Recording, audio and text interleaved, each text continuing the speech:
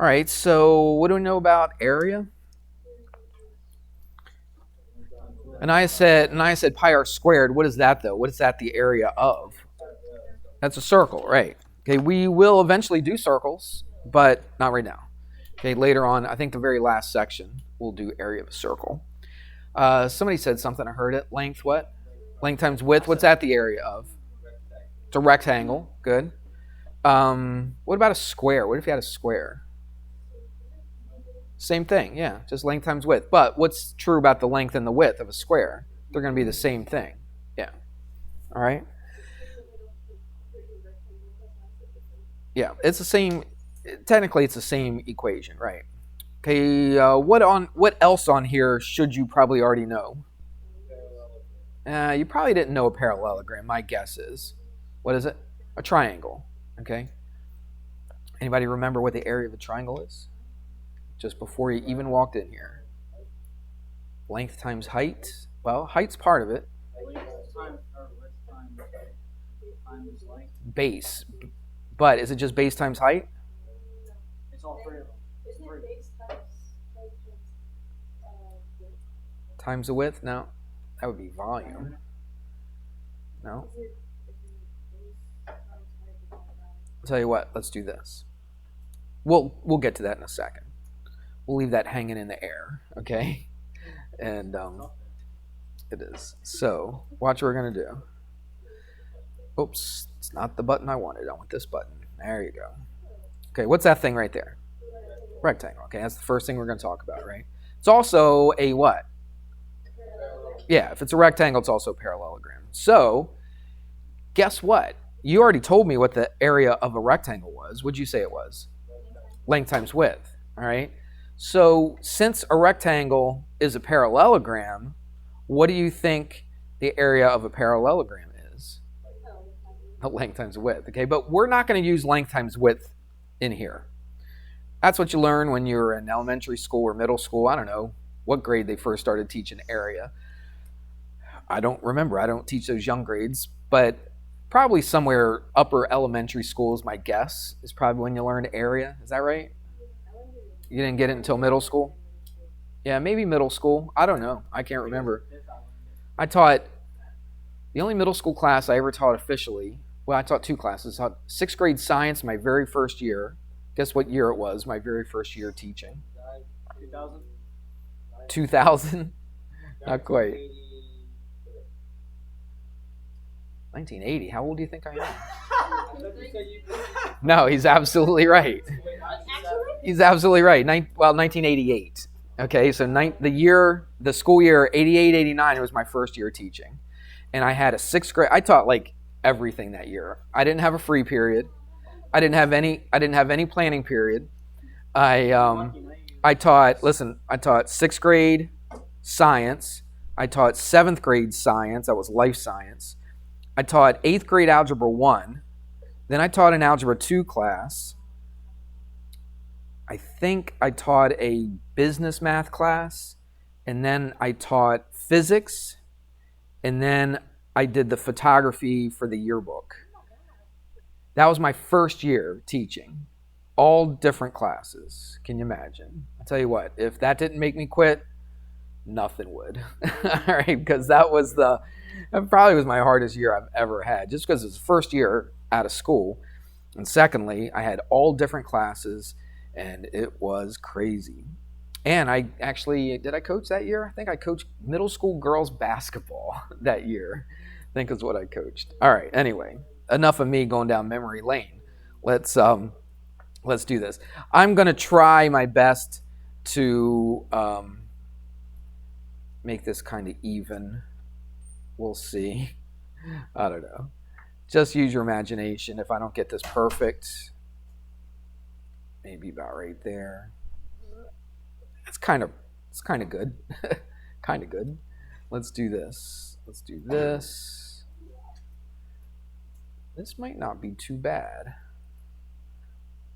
Again, it's not perfect, but it'll be close enough. I'm trying to make a whole bunch of squares is what I'm trying to do. Do they look like squares? Pretty close. That's not bad for just eyeballing it. Okay. Why did it make all those squares? Because the area, when you find the area of something, that's what you're basically doing, is you're taking that shape and you're trying to figure out how many squares fit inside that shape. You hear what I said? Did you learn that when you were a kid? Probably, yeah. Yeah, that's probably what they taught you, okay? But, yeah, so, like, how many rows, like going across those rows, how many rows do we have? 1, 2, 3, okay? How many, we'll call them columns, up and down. How many do we have? 1, 2, 3, 4, 5, 6, 7, and 8, okay? So now, what's an easy, instead of sitting there and just counting every one of them, what's an easy way to figure out how many squares do we have? That's it. Count across, count up and down, and it's what? It's 8. We'll put an X for times. We don't usually do that in algebra, but this is how they usually do it when they teach area. 8 times 3. Would you agree? All right. And so that's an easy way. I could just count them up, right? 1, 2, 3, 4, 5, 6, 7, 8, 9, 10, 11, 24, right? But it's a lot easier just counting across, counting down when you have a rectangle. Yes? So that's 24. 24 what? Squares, right? I got 24 squares. So what's the area of this? It's 24, okay? So when we find the area, again, what are we doing? We're trying to find out how many squares can fit inside of that thing, all right?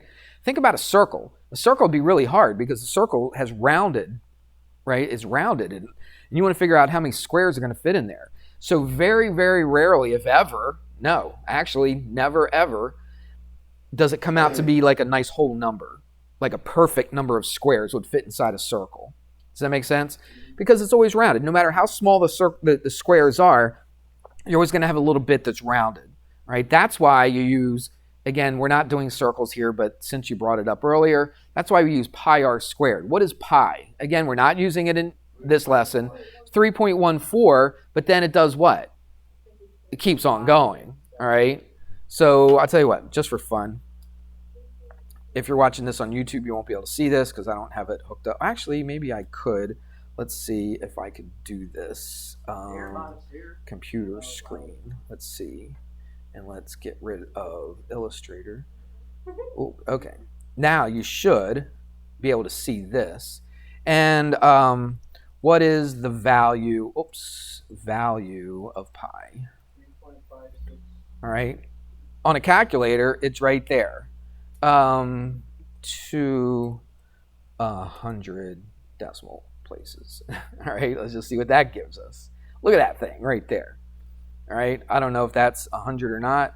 What is the value of pi up to 100? Let's see. Let's see if they actually list them all. Continue reading. It's not what I want.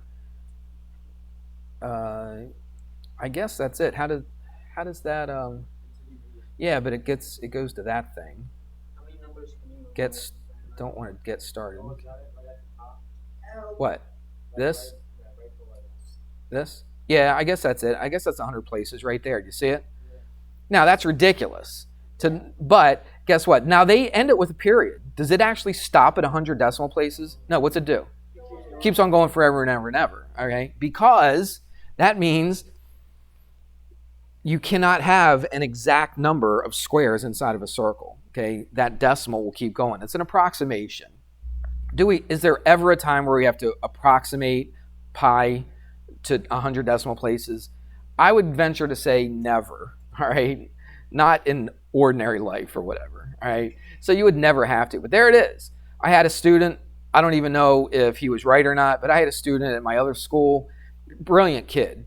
He never did homework. He was a terrible worker. He had terrible work ethic, but he was brilliant. I mean, he could just do any kind of arithmetic problem you'd throw at him. He could do it in his head.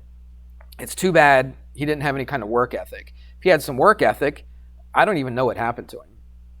Anyway, kids told me, oh yeah, so-and-so Kevin, I think his name was. Kevin knows pi to 100 decimal places. I'm like, what? I'm like, all right, Kevin, give it to me. And he read them off. Now, I don't know if he was right or not, but he read them like he knew what he was saying. It wasn't like he was just trying to think of a number that would come next, you know. He would do it, 3.145, and he said it was 100 places. I didn't sit there and count. I didn't double check. We didn't have internet back then anyway, so I couldn't even check on the internet to see if it was right. But that's what he said. He said he got it. There's no reason to know what that is. How did I find out? You would look in a book or something. Let's get rid of this. Let's do this. Let's get back into this. There we go. All right. So, why are we talking about pi? I have no idea because pi has nothing to do with this lesson, but we talked about circles and stuff. So how many squares can fit into this thing? 24 of them, all right? Now, what if each one of these were inches? What if that was a 1 inch by a 1 inch square? So what we do is this. It's 8 what? Inches times what? 3 inches. So 8 times 3 is 24. What's inches times inches? Is it? What's anything times itself? Is it? Anything times itself is itself? It's squared. It's squared. All right. So inches times inches is not inches. What is it? It's inches squared. Okay. So this is how we write our units for area. This is very important. Okay. We write it inches squared. So if you went to, let's say, I don't know, you went to the carpet store and your parents wanted to get carpet, so you went with them, they would always give you a price. Listen to me now. If you go to a carpet store, they would give you a price per square foot, maybe square yards. I don't know. I haven't gotten carpet in many, many years. It's square feet or square yards. I can't remember. But that's what they would do. You'd figure out what the area in the room was, and they would price it, how much carpet you have, depending on what the area of your room is. All right? And it's always in square feet or square yards. It's one of those. I'm sure they don't do it in inches, all right? But that's what they're doing. They're finding out how many squares, right, are going to fit inside your room. Now, they don't cut them into individual squares. It's a big old chunk, right, of carpet. But if you were to, that's how many squares fit inside there. Does that make sense? So instead of calling this length and width, which you might be used to, and that's what you guys said, and that's what I would have expected you to say, because in middle school, they usually call it length and width, all right? It's fine. Probably more than not, I think of area as length times width of a rectangle. But we're going to do it a little bit different. We're going to call this, instead of this the length, we're going to call this the base. All right? Instead of calling this the width, right, we're going to call this, what do you think? The height. Now, what has to be true about the base and the height always have to be, what's that little symbol mean? It's 90 degrees, but give me, perpendicular, okay? So the base and the height have to be perpendicular to each other. That's super important. So when I refer to something as a base and a height, what must be true about that base and height? They have to be what? They got to be perpendicular. So if I said this, if I said that this was the base, and we'll do a triangle. We're going to get into it just in a minute, all right? So watch. Let's say I call this one the base. Is this one the height? Question mark. Is that the height? Why not? It's not perpendicular. Okay. Well, that's not the height. So this must be the height then. No, because it's not what? It's not perpendicular. Well, again, we're going to get to this in a second. I'm just kind of getting ahead a little bit. Where do you think the height would be? At the top, and then let's not say straight down, because look, that's straight. That's straight, isn't it? Okay, let's say what? Perpendicular. So, what's that thing then? That's the height. Everybody got it? So the base would be from here to here. Sometimes we do this. Sometimes we'll put little arrows on there. Does that make sense what that means?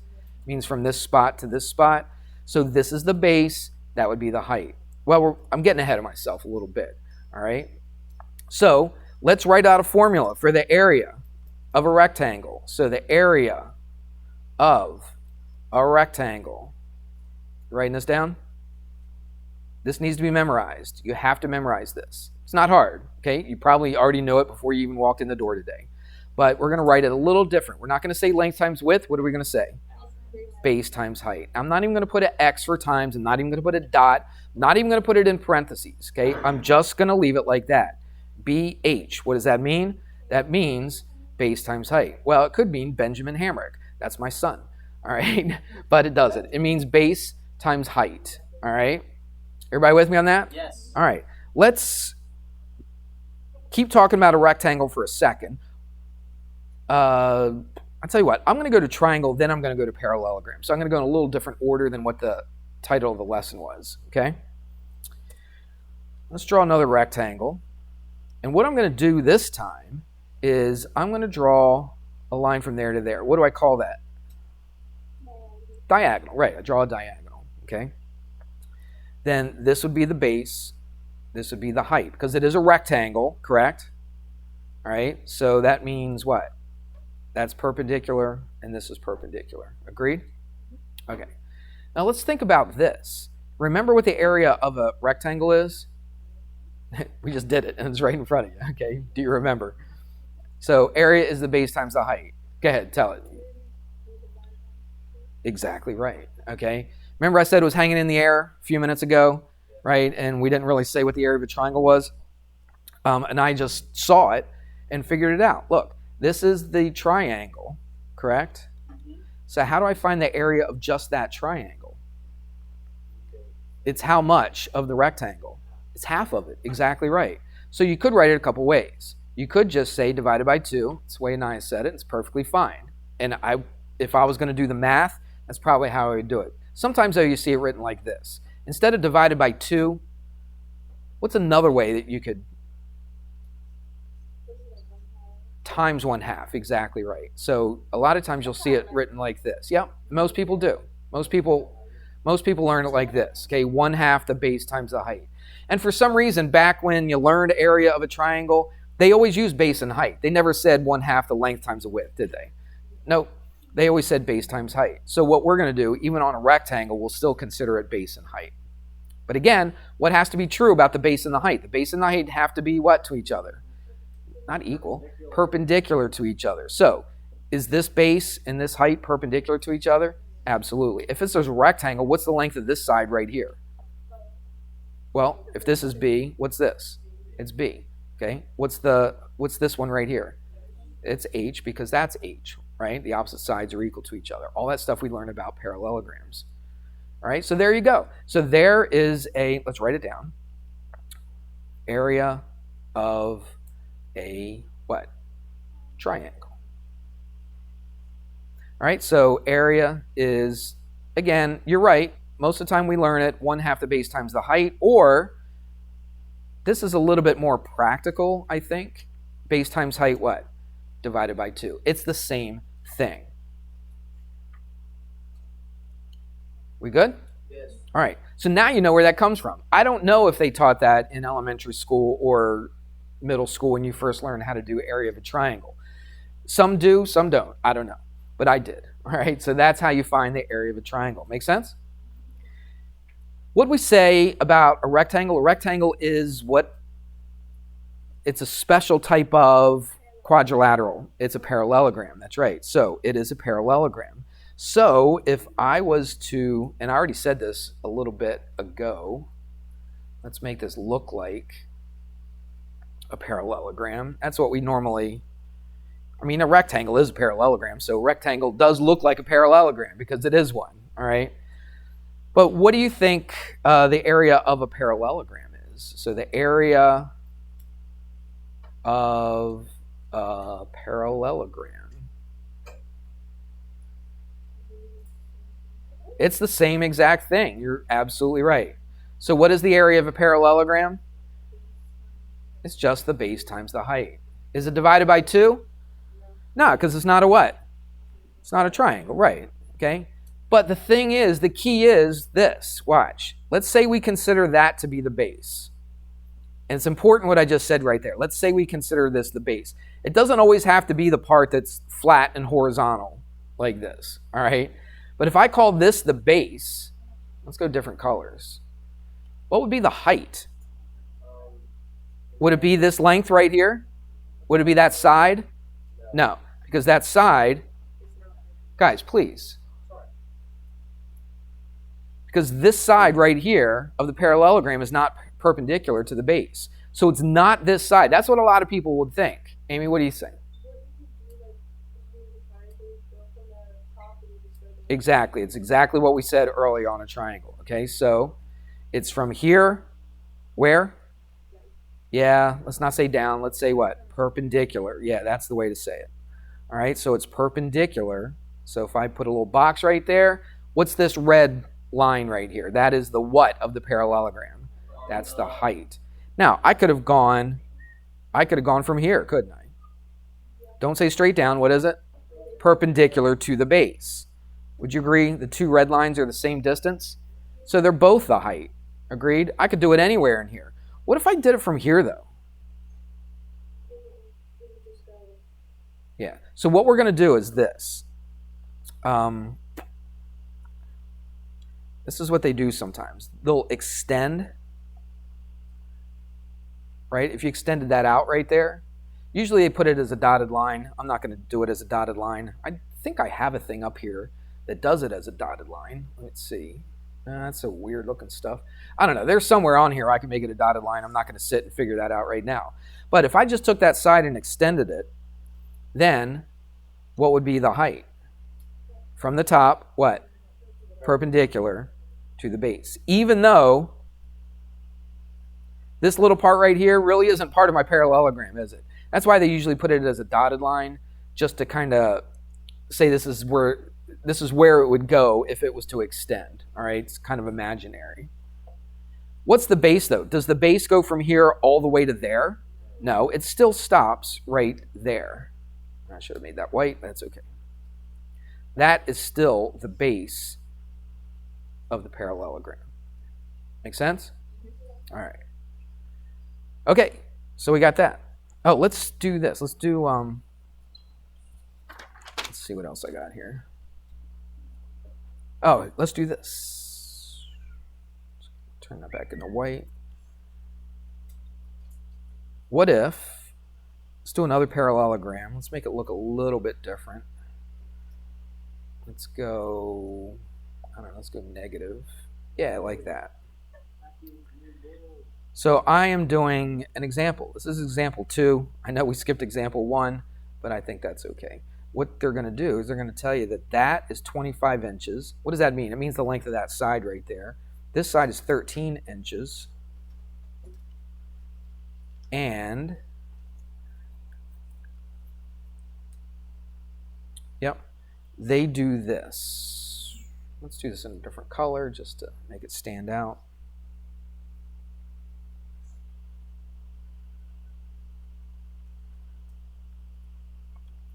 Now look at that blue one.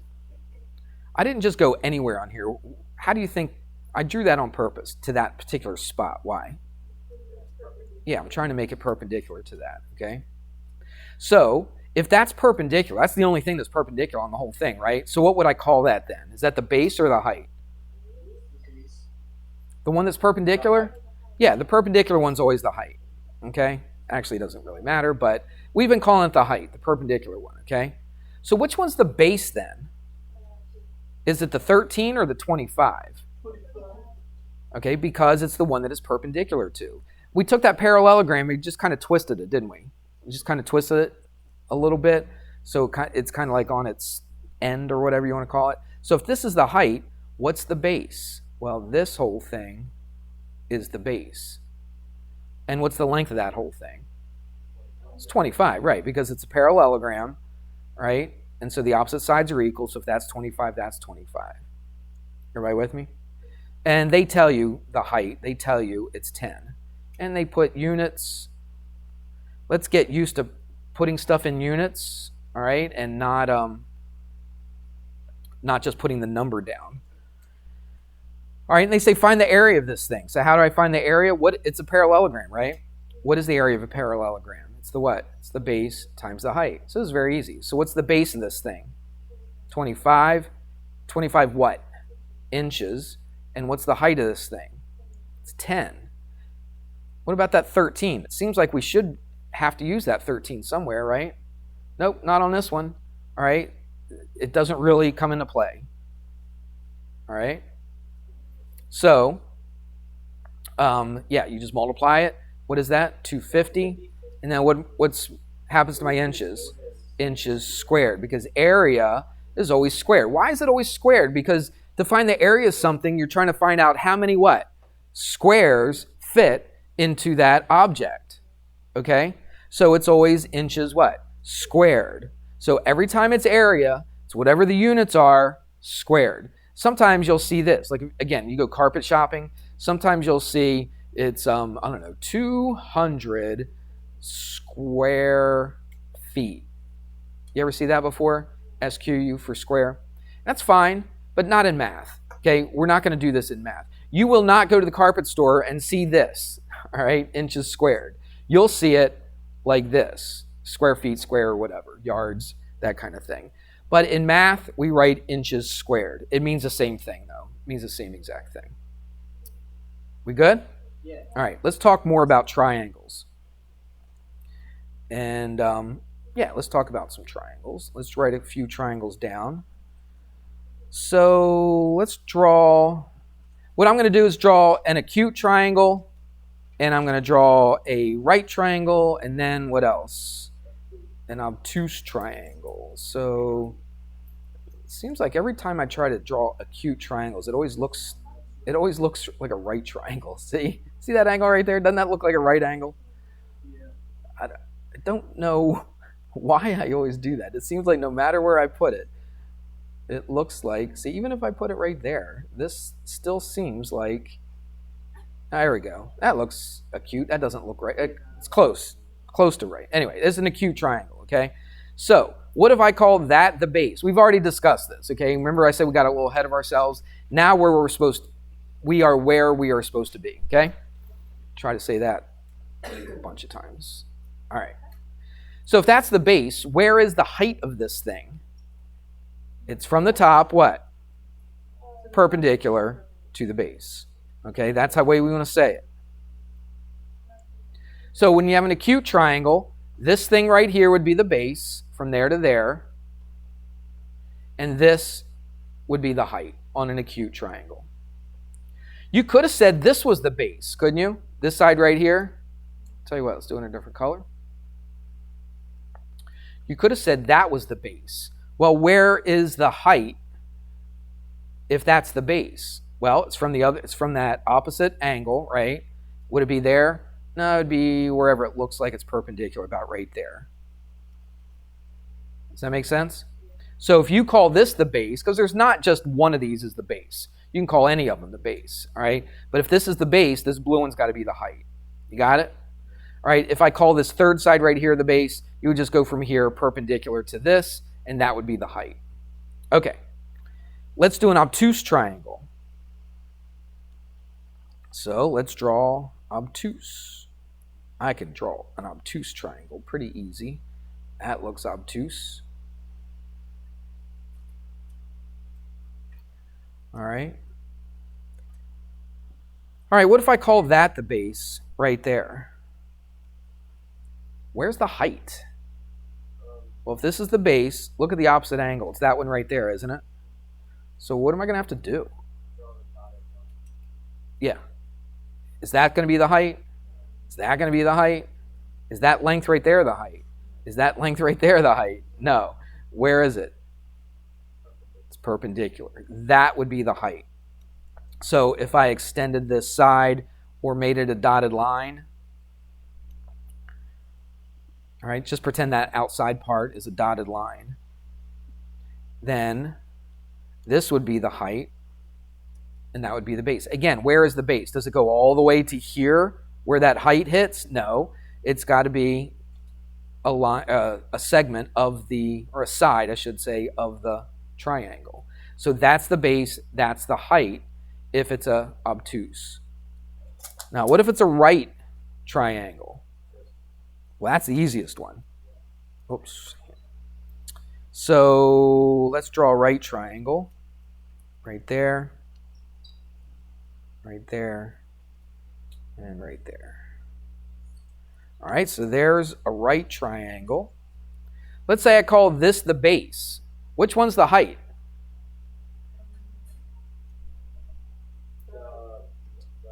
The one on the left or the hypotenuse? The one on the left, the other leg. All right, so this would be the hypotenuse. I don't have to extend anything, do I? I've already got the height right there because it's actually part of the triangle. It's not like an extra part. Like we didn't have to draw it down the middle. We didn't have to draw it to the outside. It's already part of the triangle. Why? Because they're perpendicular already, because it's a right triangle. What if I call this the base? What if I call that the base? Then what would the height be? Well, it'd be from the opposite side where? Would it be here? Tell me when. About right there? Just eyeballing it. Yeah, as long as that's what? Perpendicular, then I could call that the height. But this one would have to be the base, then this one would be the height. We good? Okay, let's do an example and we'll be done. 50, right? Out of here. How can I not remember? I was pretty sure, though, on this one. All right, this one's a little tricky. So this is example 3.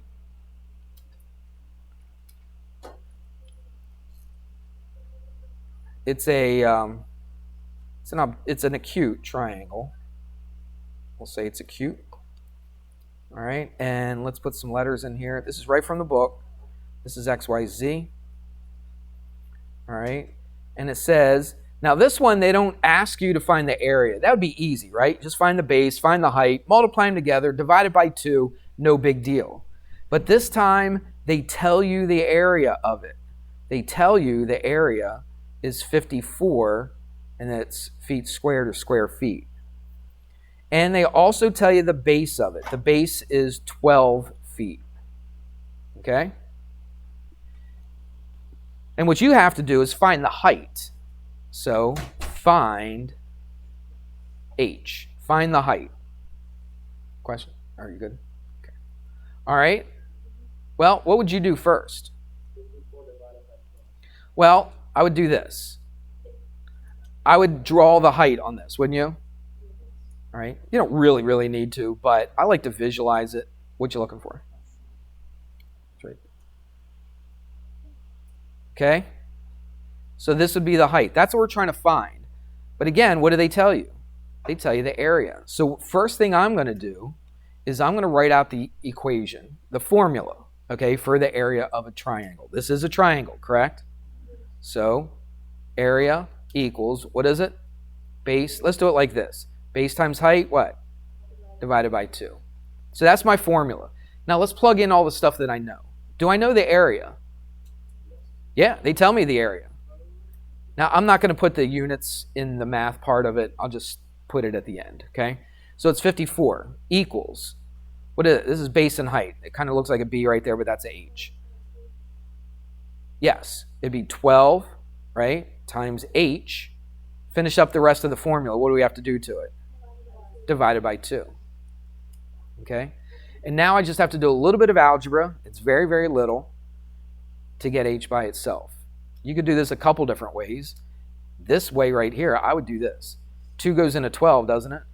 Once, into 2 once, into 12 what? 6 times. Okay, so now what do we have? We got 54 equals what? 6H. Everybody with me? So what do I do now? Divided by what? 6? Divide this by 6. Did I do that right?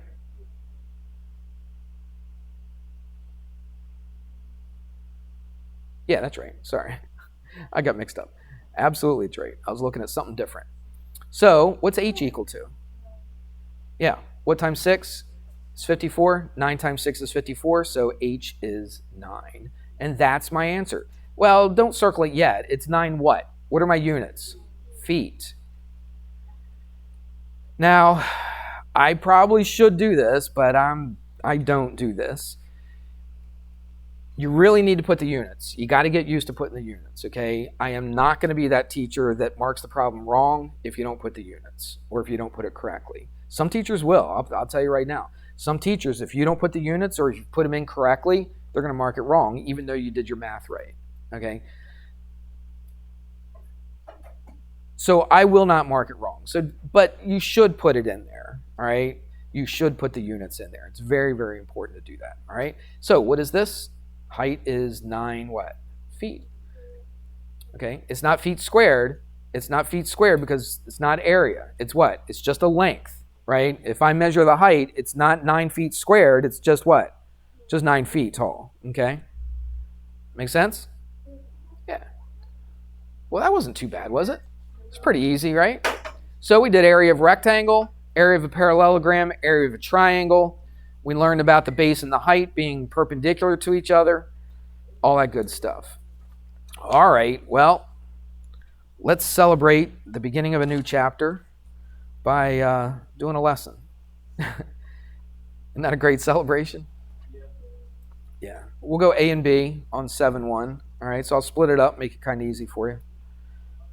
So it's pages 301, 302, and it's 1 and 19. That should be on the lesson plan I gave you on Monday, but there it is at your homework. 1 to 19. Should be pretty easy.